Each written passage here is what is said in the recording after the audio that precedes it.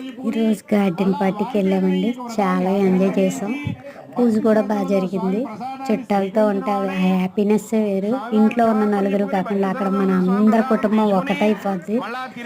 చాలా హ్యాపీగా జరిగింది. Bye friends.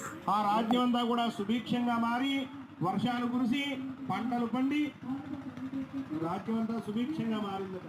దాంతో మహారాజు గారు ప్రతి సంవత్సరం కూడా ప్రతి పౌర్ణమి ప్రతి